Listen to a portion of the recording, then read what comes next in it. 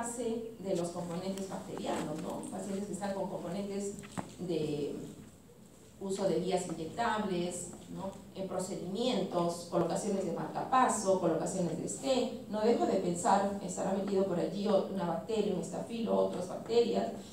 No dejo de pensar tampoco en los pacientes inmunosuprimidos por la ubicación, los hongos, los parásitos. Entonces, evaluar si el paciente tiene una neoplasia primaria o secundaria, evaluar si el paciente tiene un componente cardíaco como los que les había mencionado, ¿no? Ya sea porque es una inflamación de pericardio aguda o a las 2 semanas ya por el problema del Drechsler, o si hay además otro componente adicional, no solamente el pericardio sino el miocardio. Entonces vamos a tener que pensar en los diagnósticos diferenciales, ¿no? Y los traumáticos, las iatrogenias y los autoinmunes, ¿no? No podemos olvidarnos de los autoinmunes. ¿Cuántos pacientes hemos visto? De lo que yo recuerdo de toda la larga carrera ya mía, pacientes hemos visto muchos con lupus, con problemas pericárdicos. No nos olvidamos dentro de las artritis reumatoideas, los pacientes metabólicos. En los metabólicos, el hipotiroideo, los pacientes con uremia. Un uso de drogas también, hacer la búsqueda, qué medicamentos me pueden conllevar a ello, ¿no? Entonces ellos, no olvidarse pues la feniletoína, los anticoagulantes, la hidralazina. Entonces, importantísimo, por favor tomen una buena anamnesis para que puedan llenar y tener un diagnóstico adecuado. Les decía que ya la historia clínica es clara. Entonces el paciente con dolor torácico y ya me está dejando planteamientos, pero los cambios electrocardiográficos van a pasar por 4 estadios en el transcurso del tiempo. ¿Cuál es la diferencia o qué hallazgo espero yo encontrar si yo tengo un dolor torácico y digo, bueno, esto puede ser un infarto o pues un problema coronario agudo, y por qué no una pericarditis? Entonces en el electrocardiograma tengo que ir a buscar 4 datos muy importantes. Uno, la depresión del PR, les señalo acá. Miren acá el PR descendido, la elevación del ST, pero fíjense bien acá la concavidad típica del paciente que tiene una pericarditis, que es distinto a lo que yo voy a observar en el paciente que tiene un infarto. En el infarto hay una convexidad, no hay esta imagen acá cóncava, sino hay una convexidad. Hay una elevación de la onda T, la T es positiva. Además se presenta en todos los vectores. Ustedes vean aquí, miren, estamos en D2, pero miren acá, B2, B3, B4, B5, B6, todos tienen esa imagen de ST elevado y con esa concavidad. ¿En cuáles no aparece en la pericarditis? En ABR, en B1. Y si eso hubiese sido un infarto, entonces aparecería en el segmento que está comprometido ese vaso que se ha obstruido. Entonces, una diferencia muy importante. Dijimos que pasa por 4 estadios. El primer estadio son esas 4 características que ustedes tienen que ir a reconocer. ¿Qué pasa en el segundo estadio? En el segundo estadio pasan los días y el paciente comienza a presentar en el electrocardiograma retorno del ST a la línea basal y la onda T está ya aplanada. En el estadio 3 la onda T se invierte. Entonces nosotros tenemos que tener mucho cuidado y observar bien, porque en estas derivaciones solamente hay que la T invertida. Cuando yo encuentro un electrocardiograma días posteriores que me hizo la consulta del paciente, estoy pensando también, ¿y por qué no puede ser un problema de angina, T invertida? Pero ojo, observen esto, está presente en la mayoría de las derivaciones, pero no está asociado a otros hallazgos, como por ejemplo la onda Q. Y en el estadio 4 regresa todo a lo normal. Entonces, ahí están las características que ustedes tienen que recordar. ST elevado cóncavo y T positivo y PR deprimido. En el estadio 1, retorno del ST a la base y el T aplanado. El 3, la T invertida, y el 4, resolución de la T invertida. Entonces ya tienen todas las características clínicas, la característica electrocardiográfica. Tienen que pensar en otras complicaciones que puedan venir en el camino si yo no... ¿Cuánto tiempo pasa entre estadio y estadio?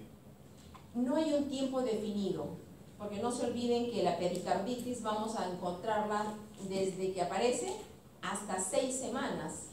O sea, el electrocardiograma no te puede decir con solamente el electrocardiograma esto tiene 2 semanas de evolución. No hay un tiempo definido. Puede pasar días, semanas, hasta llegar a ese tiempo de 6 semanas, si estamos hablando de algo agudo. Pero si estamos hablando de algo subagudo o crónico, entonces esperamos encontrar esto en el transcurso de la evolución de la enfermedad. Pero siempre estar al tanto, como les menciono, porque tenemos que hacer diagnósticos diferenciales y no esperar a que de una pericarditis aguda me vaya pues ya a un derrame pericárdico, que sería la siguiente complicación que yo espero. Y si no la logro diagnosticar, el taponamiento y por último la pericarditis constructiva, ¿no? En toda la clase les vengo haciendo diagnósticos paralelos para hacer los diagnósticos diferenciales. Porque dolor torácico, ¿y por qué no es infarto de miocardio? La historia clínica les está dando.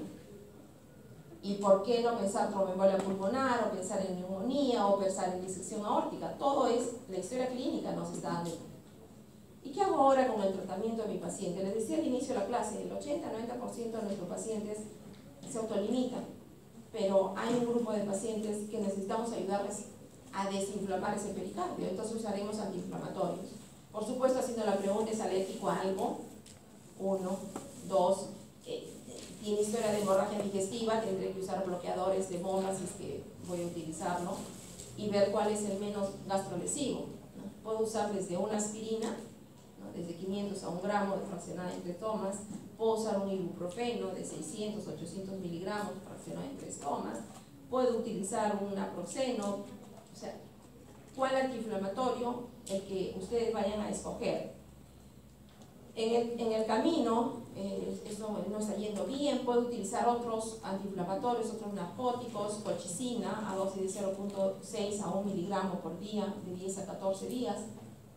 Evitar en lo posible no utilizar corticoides, y si lo usan por la necesidad de no pasarse de 1 o 2 días, es lo más indicado. Cuando hablábamos al inicio de la clase dijimos tener presente el volumen fisiológico que uno tiene, y en estos pacientes que tienen pericarditis les mencionaba qué pasa si la evolución de ese paciente le hacen un control de ecocardiografía y me dicen, bueno, el paciente tiene 100 centímetros de derrame pericárdico. Entonces estamos hablando ya de un mayor volumen al valor normal. Las etiologías en las 4 patologías que vienen en la clase son las mismas, todo depende de qué historia tenga cada paciente. Yo les he puesto aquí en esta diapositiva porque quería centralizarles un poquito más. Siguen siendo las idiopáticas, el hipotiroideo, la TEB, la insuficiencia renal, pero ¿qué es lo que yo espero encontrar en mi paciente clínicamente? O sea, el paciente al inicio va a estar asintomático, pero ¿qué pasa cuando el paciente lo evalúo y le encuentro ruidos cardíacos apagados? Entonces ya tengo que estar sospechando, hay algo que me impide una buena transmisión de esos ruidos, así cuando encontraba derrame pleural, ¿por qué no puede haber derrame pericárdico? Este paciente tiene disminución del impulso apical, este es un paciente que tiene algo de roce pericárdico, cuando hay escaso volumen todavía. Y si le tomo una radiografía y encuentro que la silueta cardíaca ya tiene algunos cambios, hay una imagen de derrame, porque hay borramiento del seno cardiofrénico, o porque hay una rectificación de la silueta cardíaca hacia el lado izquierdo, o porque ya hay un aumento de la cavidad del corazón, que estoy con insuficiencia, con cardiomegalia, y puedo encontrar incluso términos que le colocan, ¿no? Es un corazón en tienda de campaña, es un corazón como una cantimplora que tiene la base ancha, y si le hago tomar una ecocardiografía me sirve porque tengo que con ello complementar cuánto de volumen hay, qué características tiene, esto es algo agudo, esto es algo crónico, ahí me va a ayudar mucho la ecocardiografía. Acá tienen las imágenes de lo que acabamos de comentar, ¿no? Miren la rectificación de de esta silueta cardíaca. Miren las características, que hay borramiento ya no solamente borramiento del seno cardiofrénico, sino también la cardiomegalia. Aquí hay una silueta cardíaca mucho más grande. Y acá está la imagen de la ecocardiografía, ¿no? Miren aquí la aurícula izquierda, el ventrículo izquierdo, y por fuera miren PE, es la efusión pericárdica, pero es una efusión pericárdica que va en todo en su entorno. Y lo ven así en las 4 tomas, ¿no? En la A, la B, acá mayor, la C y la D. Entonces complementamos el estudio con todas estas pruebas para poder precisar y proceder luego al tratamiento, ¿no? ¿Qué hacer en el tratamiento? Todo va a depender qué es lo que estoy sospechando, ¿no? Hay que hacer una pericardiocentesis, hay que complementar el estudio y hay que trabajar conjuntamente no solamente el cardiólogo, sino el cirujano cardiotorácico para complementar todo el estudio anatomopatológico y complementar todas las pruebas que se requieren hacer, ¿no? Porque si estoy planteando que esto es un derrame pericárdico, porque estoy planteando que esto es una tuberculosis, indudablemente tengo que pedir todas las pruebas que necesito, ¿no? Todas las bioquímicas y además de ello, además el hemograma, la bioquímica, el estudio del líquido, y no me olvidaré por favor de pedir, porque les digo no me olvidaré, porque lo hemos visto, la deficiencia de por haber al último minuto hacer la orden, me olvidé pedirle helada, háganle una pericardiocentesis nuevamente al paciente, ¿te gustaría que te hagan a ti de nuevo? Eso lo hemos visto con madres de colegas. Y tampoco hacerlo incompleto, porque si me encuentro, tengo que ir preparado, el especialista tiene que ir preparado para hacer, si requiere una biopsia, también tendrá que hacer una biopsia del pericardio. No hacer en 2 tiempos completo todo el... Pasa el tiempo y ¿qué sucede con este derrame pericárdico, ¿no? Este derrame pericárdico pues ya no tiene más de 50, como decíamos, ahora tiene, si esto es algo agudo, en el caso por ejemplo de una iatrogenia, le colocamos un stent, y hay un derrame pericárdico que tiene en el lapso, en el transcurso de las horas.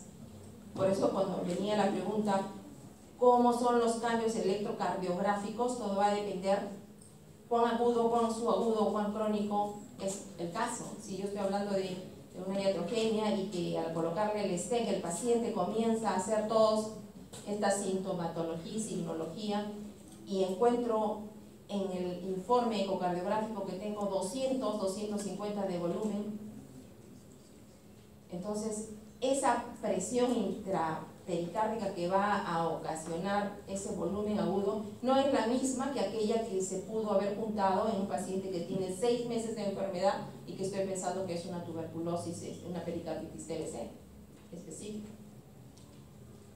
Entonces, todo va a depender qué velocidad de instalación tiene este volumen que se está presentando allí, ¿no? ¿Qué grosor tiene qué grosor cardíaco tiene? ¿Qué volumen es el que encuentre?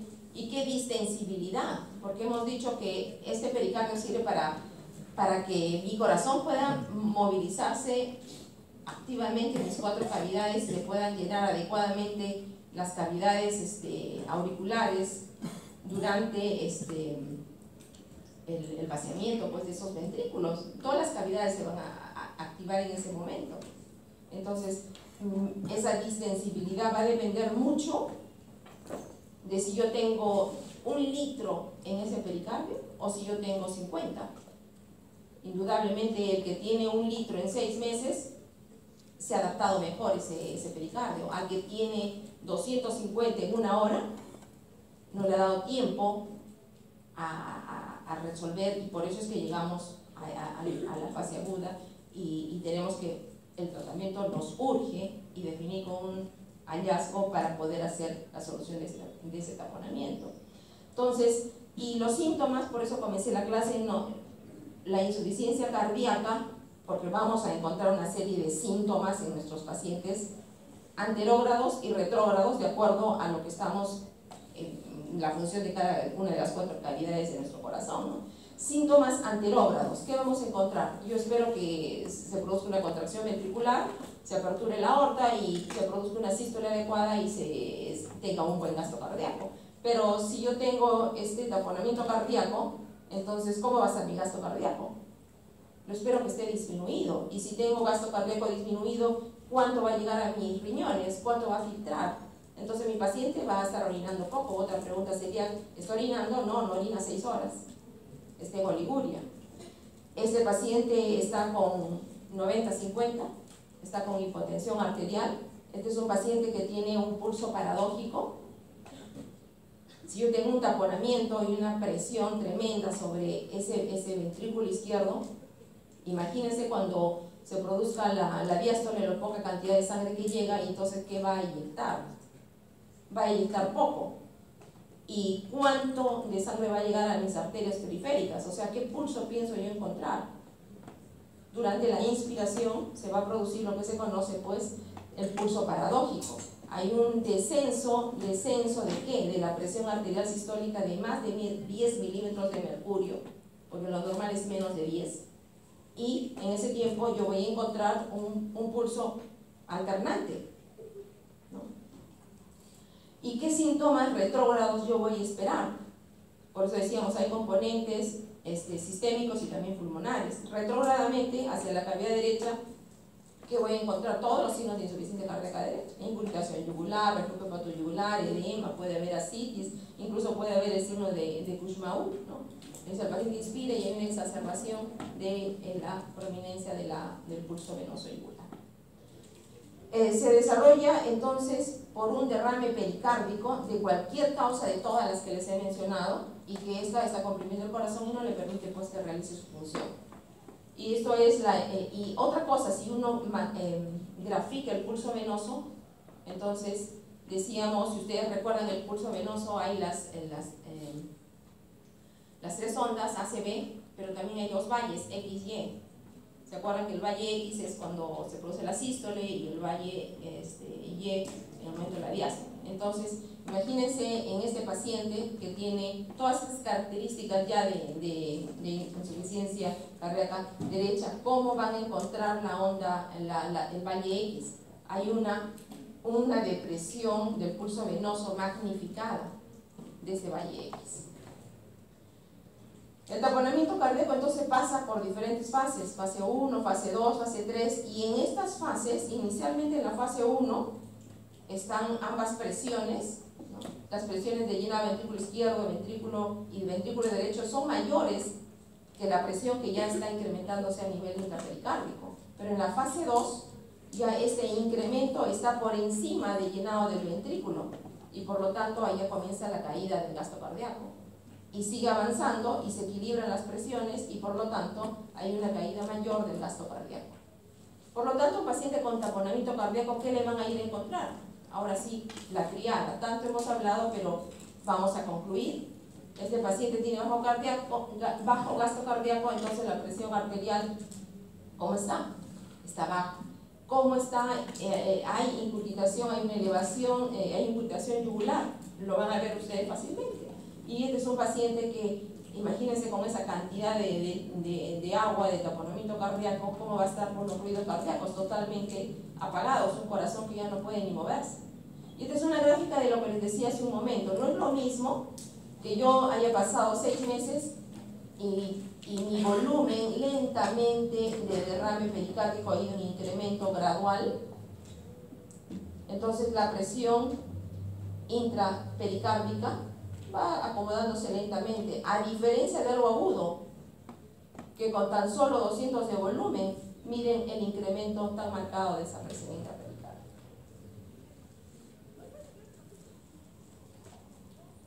Acá les decía que es importantísimo tener el diagnóstico del paciente con la ecocardiografía, porque me va a permitir cuánto de volumen tengo acá.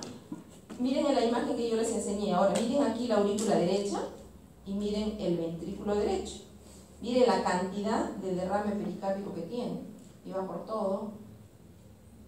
Y entonces ya ustedes aquí ya tienen un diagnóstico, una prueba ecocardiográfica con alta especificidad y un alto valor predictivo del taponamiento cardíaco. El ecocardiografista me va a definir y me va a servir como un dato muy importante. El electrocardiograma, decíamos, miren los complejos pequeñitos, el pulso alternante. Al paciente ya es de imaginar, de verlo en hipotensión, sufrimiento y con todas las características de lo que hemos dicho clínicamente, ¿no? No solamente la incubación yugular, el pulso paradojal. El paciente ya requiere que de una vez le retire este drama, que es una pericardiocentesis, sacarle de ese taponamiento cardíaco y en algunos casos hacer una ventana pericárdica si estoy pensando que pues encuentro unas supuraciones, tengo que abrir para que drene todo eso.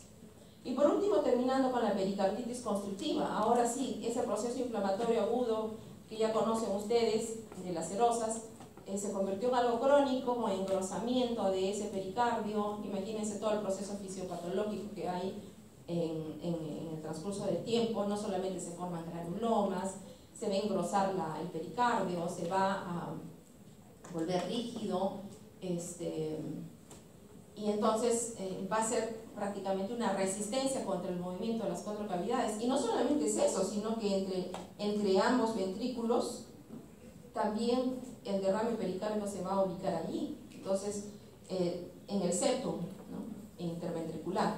Entonces, se va a perder toda la fisiología de lo que ustedes ya saben que debe suceder. En la pericarditis constructiva, entonces, este pericardio con todo el depósito de fibrina, el engrosamiento de ese pericardio, si yo no soluciono, tan solo he visto a un paciente de 18 años que venía con toda una historia en el transcurso de una historia larga, pero en el transcurso que llega en horas de la hospitalización, se le tuvo que someter a una pericardiocentesis, una pericardiotomía, para poder liberar ese corazón. Era una pericarditis constructiva tuberculosa, ¿no? Porque lo encierra el corazón de tal manera que lo pone pues rígido y no permite que cumpla su función. Esto es muy importante.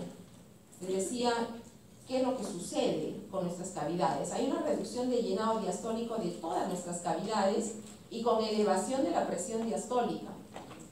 Y por eso es todos esos signos que les hemos mencionado. Las etiologías igual, chequeen bien toda la historia de sus pacientes. Siempre hacer diagnósticos diferenciales. Evaluar si el paciente tiene un taponamiento cardíaco, ya saben cómo hacer ustedes la búsqueda de su triada. Busquen si hay enfermedades valvulares, busquen si hay una miocardiopatía restrictiva, busquen si es que tiene insuficiencia cardíaca derecha como diagnóstico diferencial. Y en la clínica ustedes tienen que ir a buscar todo lo que hemos hablado, toda la congestión venosa, sistémica y pulmonar por incremento de las presiones venosas yugulares. El pulso paradojal aquí ya no es común, ¿no? ¿Y qué voy a encontrar en el electrocardiograma? El QRS de bajo voltaje y la inversión de la onda T. En la clínica van a ir a buscar dilatación de la yugular, incluso pueden ver ahí sí el signo de Kussmaul, que es muy importante durante la inspiración. Y busquen todo lo demás del lado derecho, ¿no? Toda la congestión que yo puedo encontrar, desde hepataje, hepatomegalia, el pulso hepático, la citis, ver si hay edema periférico. Búsquense el pulso paradójico, pero aquí el pulso paradójico, a diferencia del taponamiento cardíaco, se produce casi siempre en menos de 10 milímetros de mercurio, ¿no? A diferencia del pulso paradójico, les decía que es más de incremento de menos de 10 milímetros de mercurio, ¿no? Acá hay otra cosa que uno tiene que recordar, ¿no? Hablábamos en el taponamiento, la imagen de esa claridad del valle de la onda del valle y la presencia del valle X, y ahora vamos a ver aquí la persistencia y la prominencia del valle Y. ¿Y eso por qué? Porque estamos diciendo que hay una dificultad para el llenado de esos ventrículos, y rápidamente por la compresión de la pericarditis constructiva asciende. Acá está la imagen de lo que les estoy hablando. Miren esta imagen aquí. Esta es lo que se conoce el signo de la raíz cuadrada. que se encuentra en estos pacientes que tienen pericarditis constrictiva. Y el ascenso, como les digo, es rápido. Esto se podría decir, no es que sea un signo patognomónico, ¿no? Pero tenemos la gran posibilidad de encontrarlo. En el diagnóstico, ver siempre la historia clínica, porque acá no es tan corto el tiempo, ya pasaron aproximadamente 24 meses, ¿no? Para hacer este diagnóstico de promedio de duración de síntomas antes del diagnóstico. Y muchas veces no es reconocido en fases tempranas ni al examen físico, ni en la radiografía, ni en la ecocardio, ¿no? Entonces hay que buscarla. Pero si yo ya tengo una pericarditis constrictiva, mi corazón está luchando por inyectar sangre y por cumplir su función, imagínense qué respuesta va a tener, va a producir taquicardia, ¿no? Y voy a ir a buscar, me puede estar condicionando ya una arritmia, una fibrilación auricular, aplanamiento del ST, puede haber cambios, vayan a buscar el QRS de bajo voltaje, la radiografía, busquen lo que dice la fisiología, qué dice la fisiología y la fisiopatología, busquen los rasgos fibróticos, calcificaciones en las radiografías, en la ecocardio, en la tomografía, y el engrosamiento del pericardio en una tomografía y en una es de alta sensibilidad, y va a llegar hasta un 88%, pero de una gran especificidad, del 100%, para hacer diagnóstico. Acá tienen la imagen, cuando vean sus radiografías, miren en la lateral, la imagen de calcificación en la silueta cardíaca, y lo mismo en la tomografía, la imagen de calcificación.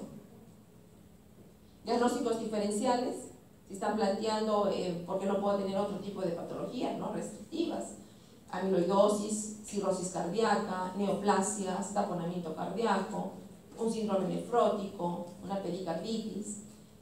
Esto simplemente quiero que recuerden la importancia que tiene la ecocardiografía para definir cuánto de volumen tiene, cómo está ese pericardio, qué características tiene, y me va a ayudar para que el especialista pueda decidir qué hago. ¿Es basta solamente la pericardiocentesis, hay que hacer una cardiotomía, o simplemente hay que hacer tratamiento médico? Esto simplemente es para ya la especialidad, ¿no? Pericardiocentesis es cuando tengo un taponamiento cardíaco, cuando tomo la biopsia, cuando debo hacer una pericardiotomía. Tener mucho cuidado en el tratamiento del paciente, que eso es lo que les compete a ustedes, porque lo otro es del especialista. Pero si me llega la guardia, entonces tengo que actuar rápidamente y tengo que mucho cuidado. Está con signos de insuficiencia cardíaca derecha, pero mi diagnóstico es una pericarditis constrictiva. Doctor, buenas tardes. Entonces, cuidado, no solo restringo volumen, sino también tener mucho cuidado. No se me vaya a ocurrir a usar diuréticos y abusar de ellos, ¿no? Porque todas las complicaciones que van a venir. Cuidado con el uso de los beta-bloqueadores, de los calcio-antagonistas.